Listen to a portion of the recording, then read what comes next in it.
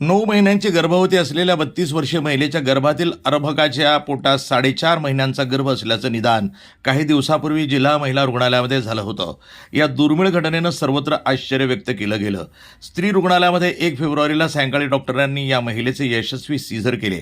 महिलेनं मुलास जन्म दिला असून बाळ आणि माता दोघांची प्रकृती उत्तम आहे.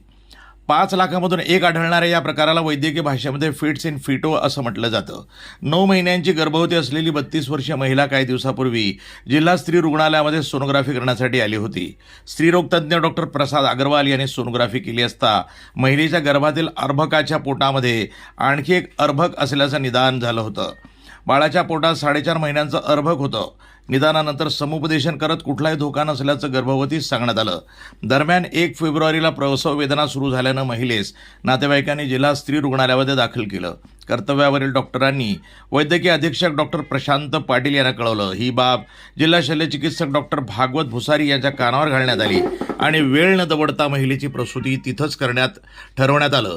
सायंकाळी 7:30 वाजता महिलेस ओटीत घेऊन सीझर करण्यात आलं. महिलेच्या गर्भात पूर्णतः वाढ झालेल्या बाळाच्या पोटात आणखी एक गर्भ दिसत असल्यानं ही केस डॉक्टरांसाठी आव्हानात्मक होती.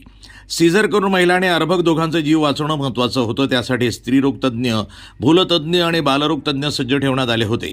जन्माला आलेलं बाळ 2 किलो 300 ग्राम वजनाचं आहे. त्याला नवजात शिशु विभागामध्ये ठेवून रात्रभर उपचार करण्यात आले. प्रकृती स्थिर झाल्यानंतर त्याला अमरावती येथील संदर्भीय सेवा रुग्णालयामध्ये पाठवण्यात आल्याची माहिती जिल्हा शल्यचिकित्सक डॉक्टर भागवत भुसारी यांनी दिली आहे. जे आपल्या इकडे फिट्स अँड फिटूचे पेशंट होते, रुग्ण महिलाची जी डिलिव्हरी झाली, बाळाची तब्येत कशी आहे?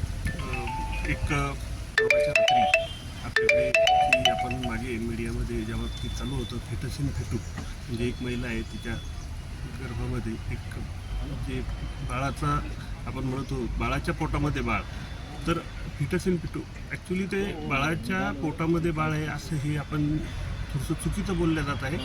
ते फिटस इन फिटूचा अर्थ असा होतो की एक ही डेव्हलपमेंटल ॲनोमली आहे आणि या डेव्हलपमेंटल ॲनोमलीच्या माध्यमातून जे काही बाळाच्या पोटामध्ये एक मांसाचा गोळा तयार होतो आहे त्याला आपण फिटस इन फिटू अशा नावाचा संबोधलं जातं आमच्या मेडिकल टर्मिनॉलॉजीमध्ये. तर त्या महिलेची डिलिव्हरी परवाला रात्री झालेली आहे. त्याचं सिझेरियन सेक्शन करण्यात आलेलं आहे आणि जी महिला आहे, जी माता आहे, तिची प्रकृती अतिशय उत्तम आहे आणि बाळ आपण आपले जे SNC विभाग असतो त्यामध्ये ॲडमिट केलेलं होतं आणि वैद्यकीय अधीक्षक जे आपलं अमरावतीचं सुपर स्पेशालिटी हॉस्पिटल आहे त्यांच्यासोबत बोलणी करून त्या बाळाला आपण तिथे पुढील उपचारासाठी संदर्भित केलेलं आहे.